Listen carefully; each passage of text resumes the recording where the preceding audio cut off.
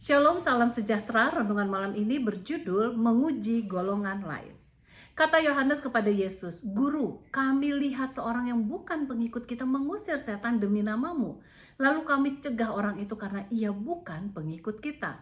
Markus 9 ayat 38. Kita lihat di sini bahwa Yohanes mempunyai suatu masalah atau suatu problema. Ia melihat ada orang lain yang dapat melakukan pekerjaan besar. Orang ini dapat mengusir setan demi nama Yesus. Orang ini juga dapat menyembuhkan orang sakit dengan nama Yesus. Orang ini juga memberikan kredit atas keberhasilannya kepada Yesus. Jelas, apapun yang dibuat orang tersebut adalah sesuatu yang benar. Namun masalahnya adalah orang ini termasuk golongan yang berbeda.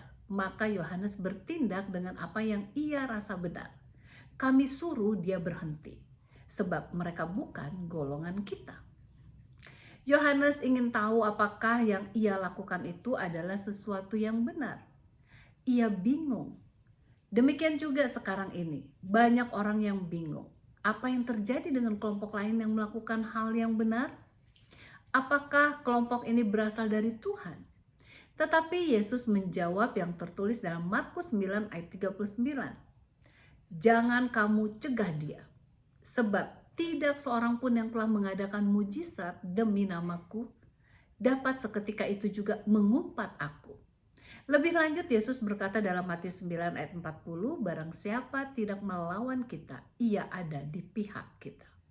Sungguh suatu pelajaran penting untuk Yohanes dan juga bagi kita semua. Ada juga kebenaran pada orang lain walaupun tidak segolongan dengan kita. Hal yang menentukan ialah buah-buah kehidupannya.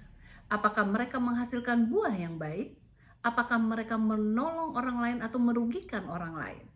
Bila seseorang menghasilkan buah yang baik, artinya datang dari pohon yang baik, walaupun pohon itu milik orang lain. Kalau begitu, mengapa kita harus punya prasangka terhadap gereja lain?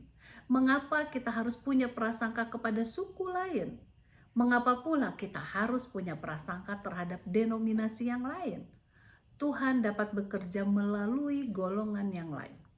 Bukankah kita harus bersyukur sebab Tuhan bisa menggunakan golongan lain dalam membuat hal yang besar? Bekerjanya kasih karunia dalam hidup kita akan membawa kita untuk menghasilkan buah yang baik dan juga melihat buah yang baik pada orang lain, dalam kelompok atau golongan yang lain. Dengan demikian kita tidak perlu memiliki prasangka. Kasih karunia mengajak kita untuk menerima satu dengan yang lain walaupun adanya perbedaan. Kiranya kasih karunia menghasilkan buah kehidupan yang tidak berprasangka dan dapat menerima satu dengan yang lain. Tuhan Yesus memberkati.